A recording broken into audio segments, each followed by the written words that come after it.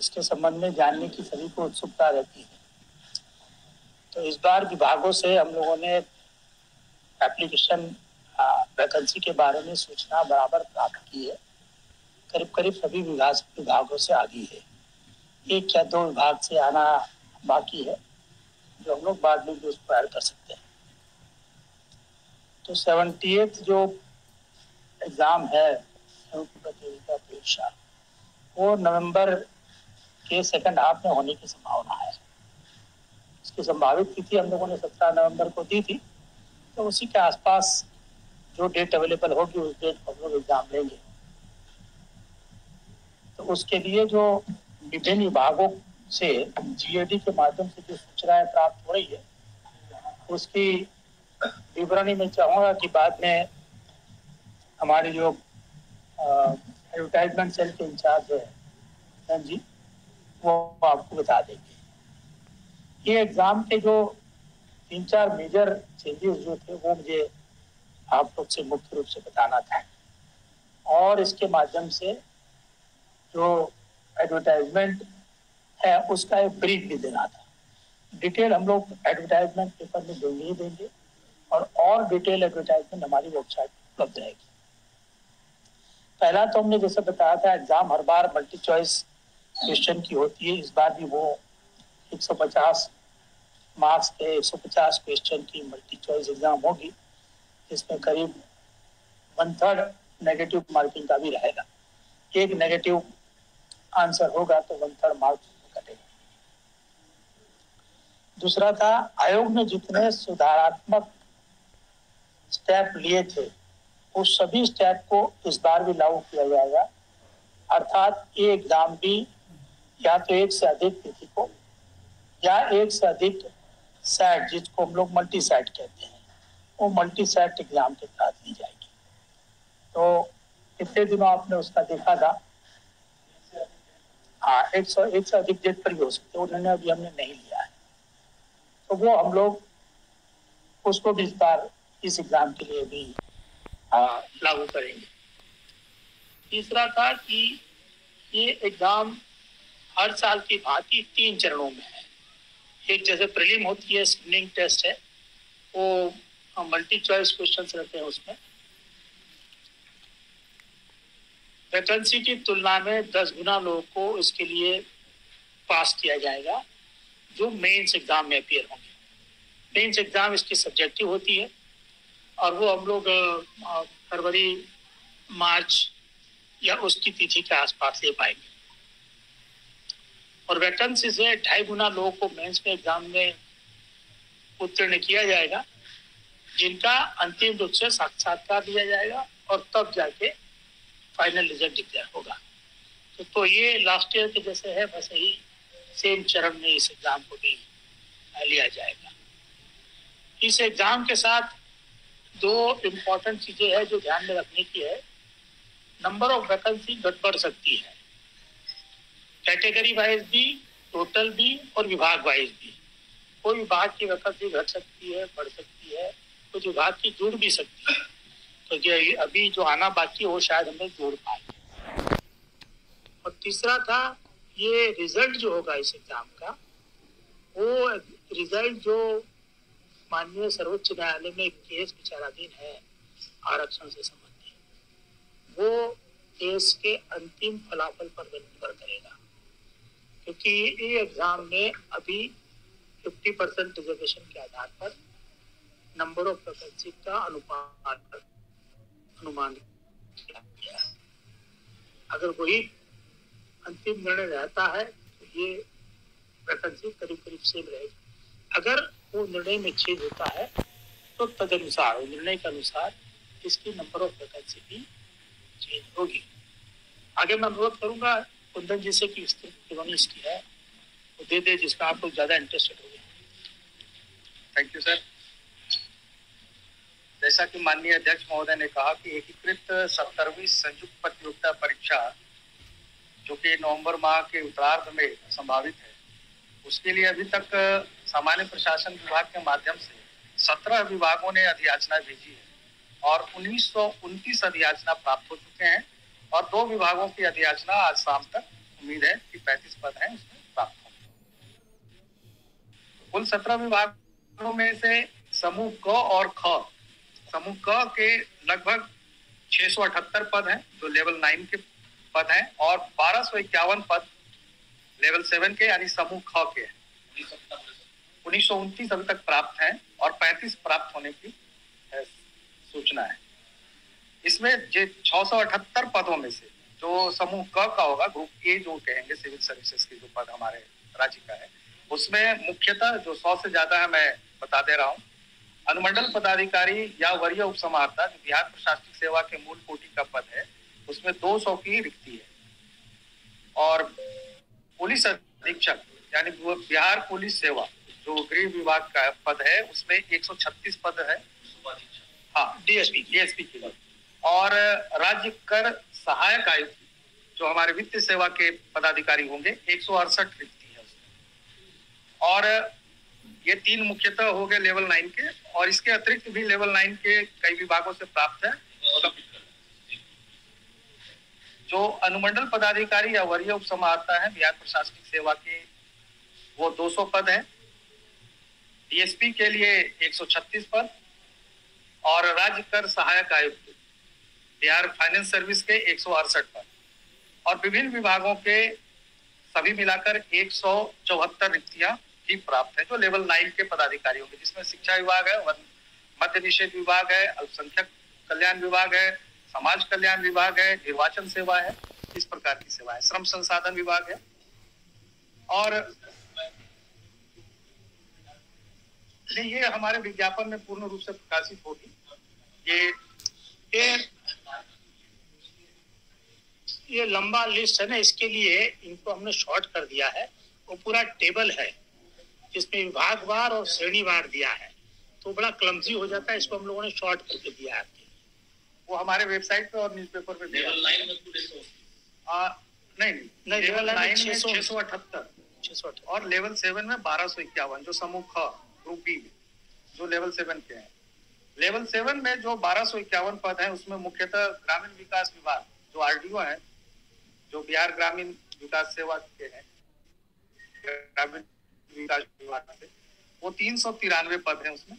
राजस्व पदाधिकारी revenue officer जो बिहार राजस्व सेवा के पदाधिकारी हैं राजस्व विभाग के लिए 287। आपूर्ति निरीक्षक जो सप्लाई डिपार्टमेंट के हैं 233 और प्रखंड अनुसूचित जाति जनजाति कल्याण विभाग के 125 पद। उसके अलावा भी विभिन्न विभागों से जो पद प्राप्त हुए हैं कुल 213 है। इस प्रकार से 1929 पदों का बाइफर्केशन है और 35 पद जो आने वाले हैं वो अल्पसंख्यक कल्याण के 28 पद और 7 पद जो है उद्योग विभाग के आएंगे। इसमें जो न्यूनतम उम्र सीमा है वो डीएसपी के पद के लिए 20 वर्ष है, सिर्फ डीएसपी और डिस्ट्रिक्ट कमांडेंट के लिए। शेष जो लेवल 9 के हमारे पद हैं उसके लिए 22 वर्ष है न्यूनतम और लेवल 7 के लिए 21 वर्ष। अधिकतम उम्र सीमा अनारक्षित पुरुष के लिए 37, उसके बाद अनारक्षित महिला और जो बीसी ईबीसी के पुरुष एवं महिला उनके लिए 40 और एससी एसटी कैंडिडेट के लिए 42। दिव्यांग अभ्यर्थियों को 10 साल की छूट का प्रावधान इसमें दिया गया है। और जो हमारा आवेदन पब्लिश होगा लगभग 1 माह का समय उन्हें दिया जाएगा आवेदन करने के लिए और आवेदन करते समय ही अभ्यर्थियों को सभी अपने डॉक्यूमेंट्स को अपलोड करना है, जो भी उनकी शैक्षणिक योग्यता हो या प्रमाण पत्र हो, रिजर्वेशन से संबंधित हो, वो सभी डॉक्यूमेंट्स को अपलोड करने की आवश्यकता होगी। और इसमें जो परीक्षा शुल्क है वो अनारक्षित पुरुष जो कैंडिडेट होंगे उनके 600 रुपये है और जो महिला होंगी और उसके अलावा जितने भी रिजर्वेशन कैटेगरी के जो भी कैंडिडेट हैं उन्हें 150 रुपया दिए हैं। ये एक एग्जाम के लिए, ये एकीकृत एग्जाम है तो इसमें एक साथ लिया जा रहा है जो हमारे 23 पदों के लिए है अभी तक, और एक पद जो बाल विकास परियोजना पदाधिकारी भी हम लोगों ने इंटीग्रेट इसमें किया हुआ है तो उसके लिए अलग से शुल्क देय होगा। और इसमें जो फाइनल सिलेक्शन होगा, मेंस में सर ने बताया कि 2.5 गुना कैंडिडेट चुने जाएंगे। वो 900 अंक की परीक्षा होगी जिसमें सामान्य हिंदी और जो वैकल्पिक विषय है वो क्वालिफाइंग होंगे और 900 जो अंक होंगे उसमें GS1, GS2 और निबंध ये 300 अंक के होंगे। इसके बेसिस पे वो 2.5 गुना रिजल्ट आएगा, लेकिन वो दोनों क्वालिफाइंग में पास करना अनिवार्य होगा। उसके बाद फिर हमारे यहाँ साक्षात्कार का आयोजन होता है जो 120 मार्क्स के होंगे। तो इस प्रकार से कुल मिलाकर 1020 मार्क्स पर फाइनल सिलेक्शन लिस्ट तैयार होगा। और जो हमारे ऑब्जेक्टिव एग्जाम है उसमें सामान्य अध्ययन के 150 प्रश्न होंगे, नेगेटिव मार्क्स जैसा कि सर ने बताया 1/3 है। और प्रयास होगा आयोग का कि 1 वर्षों में पूरी प्रक्रिया को पूर्ण की जाए, क्योंकि सरकार का जो निर्देश है उसमें 1 वर्ष की अवधि होती है कि लगभग विज्ञापन प्रकाशन से 1 वर्ष पूरी प्रक्रियाओं को पूर्ण की जाए। यही मेन था सर। सीडीपीओ में 12 पद, क्योंकि रेगुलर उसमें हो रहा है। नहीं, आज नहीं हो पाएगा, वो जब आ जाएगा सामान्य प्रशासन से, वो दोनों विभाग का भी आ जाएगा। कल या परसों नहीं, इसमें वो एक साथ सभी पद के लिए वो है। सिर्फ सीडीपीओ में जो एजुकेशनल क्वालिफिकेशन है उसमें वैकल्पिक विषय 4 ही सब्जेक्ट का लेना होगा, जिसमें कि होम साइंस, साइकोलॉजी, समाजशास्त्र और एलएसडब्ल्यू, ये सब्जेक्ट का उसमें रेस्ट्रिक्शन है।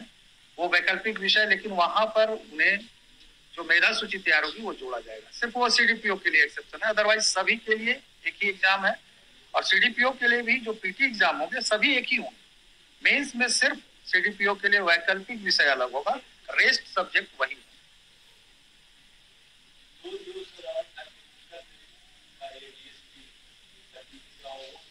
इस बार नहीं है वो पद।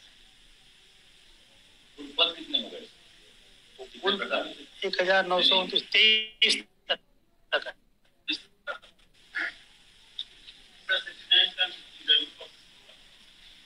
टेंटेटिव डेट हम लोग उसकी 15 अक्टूबर के आसपास रखे हैं। बहुत जल्द हम लोग घोषणा करेंगे। कुछ ऐड करना चाहते हैं सर? 2-3 सवाल है सर। तो पहला वो है जो दूसरा लिया था ये ओवर उसका रिजल्ट कब आया? किसका? ये ओवर एग्रीकल्चर वाला। सभी डिपार्टमेंट से जो नए रोस्टर के हिसाब से जीएडी के थ्रू हमको सूचना मिल गई वो प्राप्त हो गई है। और जैसे आप जानते हैं कि वो एडवर्टाइजमेंट वो नए रिजर्वेशन पॉलिसी के आधार पर बनी थी। पुराने रिजर्वेशन पॉलिसी के आधार पर उसको कन्वर्ट करने में कुछ श्रेणी में हम लोग को एडिशनल इंटरव्यू लेने पड़ेंगे।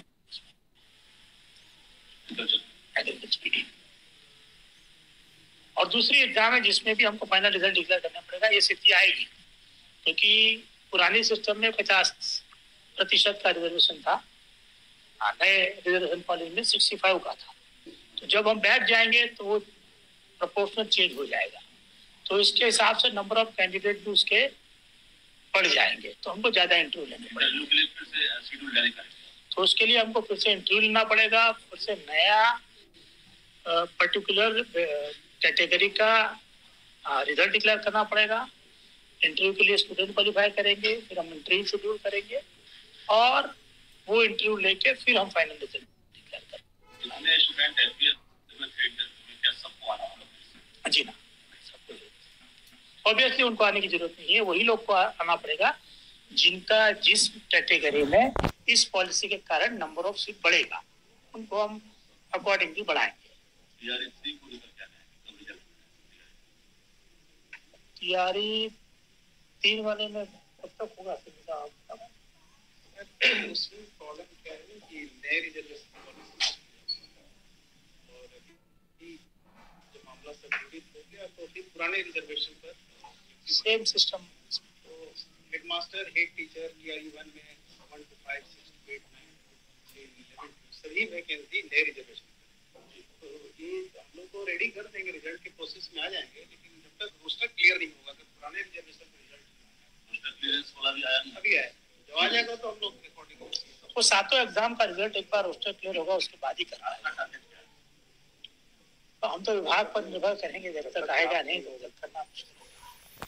सर ये वो असिस्टेंट इंजीनियर ये सब कब आ जाएगा?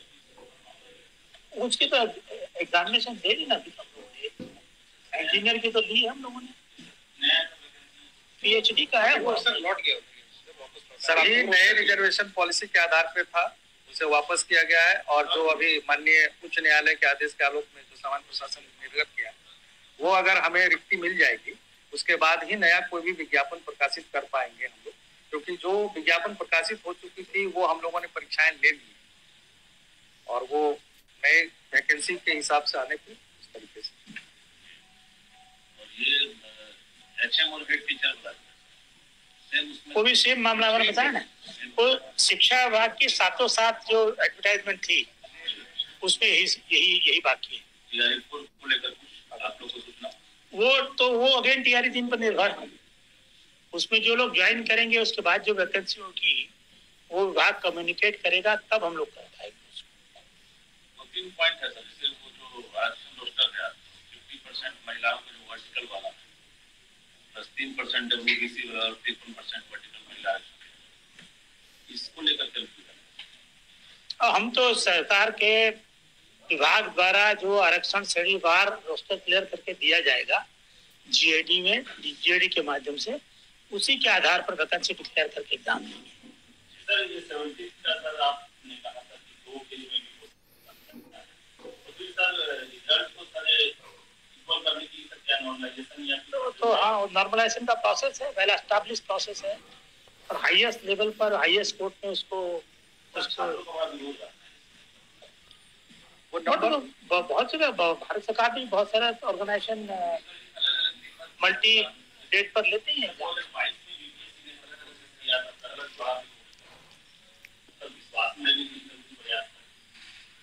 नहीं, बट वेल एस्टैब्लिश प्रोसीजर है इसका। ये नॉर्मलाइजेशन का प्रोसीजर बहुत साइंटिफिक है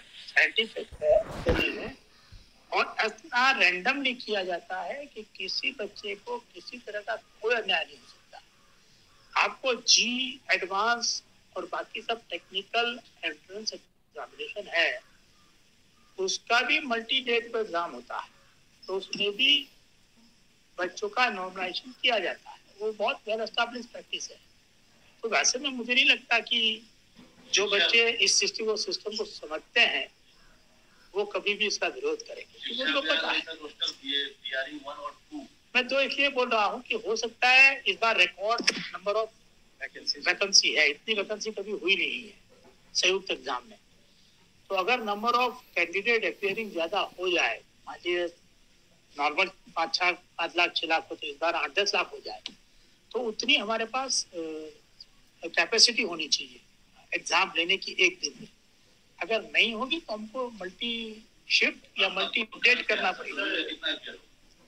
हमको लगता है नंबर ऑफ वैकेंसी देखते हुए बड़े दिन से लोग इंतजार भी कर रहे थे, तो हमारे पास नंबर ऑफ कैंडिडेट जरूर पिछले सालों के रिकॉर्ड्स तो आगे बढ़ी जाएगा। नंबर ऑफ वैकेंसी रिकॉर्ड है तो बाहर से अपियर होने वाले बच्चों की संख्या भी बहुत ज्यादा होगी। नहीं, 17 लोगों को नहीं है, मेंस इसका उत्तराखंड की।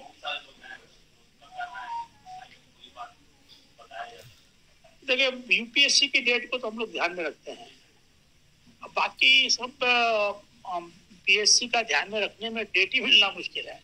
आप देखिएगा नवंबर ऑनवर्ड एकदम एग्जाम शुरू हो जाती है।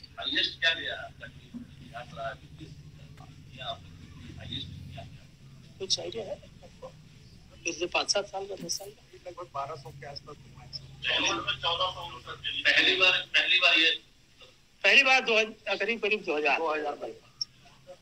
TRE 1 और TRE 2 वाला बैकलॉग सीट जुड़ने वाला मामला है, शिक्षा विभाग ने सभी जिलों से मांगा है। ये बैकलॉग सीट अब TRE 3 जुड़े हैं क्या? TRE 1 और 2 वाला बैकलॉग सीट 287,700 वैकेंसी है। नहीं, TRE 3 में तो जोड़ने का सवाल नहीं है, क्योंकि वो ऑलरेडी एग्जाम ली जा चुकी है। अगर वैकेंसी रहेगी तो TRE 3 के रिजल्ट के आधार पर जो लोग ज्वाइन करेंगे उसके बाद की वैकेंसी TRE 4 में आएगी। TRE 4 में आएगी। TRE 4 मतलब है, चर्चा है TRE 4 वो वैकेंसी आएगी तब TRE 4 के रिजल्ट से पहले डॉक्यूमेंट्स वेरिफिकेशन को लेकर कई बार हुआ है, क्या इस बार कुछ है ऐसा करेंगे? नहीं, उसमें बहुत ही स्पष्ट है हमारे विज्ञापन में, और जो रिक्रूटमेंट रूल है शिक्षक नियुक्ति नियमावली में बिल्कुल स्पष्ट लिखा हुआ है कि जो प्रशासनिक विभाग है वो विभाग ही डॉक्यूमेंट वेरीफाई करेगा और हम जो कैंडिडेट्स के डिक्लेरेशन पे ही हम रिजल्ट पब्लिश करते हैं। इसलिए डॉक्यूमेंट वेरिफिकेशन आयोग के स्तर पे संभव भी नहीं है और वो हमें नियम के हिसाब से किया भी नहीं। वो बहुत मेजर एक्सरसाइज है। एक और महत्वपूर्ण सवाल कि ऑप्शन आप लोगों ने मांगा था DRE 1, 2, 3 में एग्जाम देने के बाद जो रिजल्ट आता है, रिजल्ट के साथ ही जो चॉइस डिस्ट्रिक्ट की उम्मीद की जाती है, पटना वाले को अररिया, किशनगंज 500 किलोमीटर के दिया गया। क्या इस बार आप लोग जो रिजल्ट तैयार कर रहे हैं उसमें जिले का जो ऑप्शन है, क्या मन मुताबिक चॉइस से आप उनकी पुष्टि कर रहे हैं? जिला इसे बता रहे हैं, जिले का एलोकेशन तो विभाग ही करता है। आप बताइए कुछ। उसमें जो पूर्व में हम लोगों ने जो जिला का आवंटन हुआ है उसमें प्रेफरेंसेस दिए गए थे 3 जिलों का, और उसमें जो जिनकी मेधा सूची जिस प्रकार से जिस वर्ग के लिए रिजल्ट था उसी के अकॉर्डिंग उन्हें दिया गया है।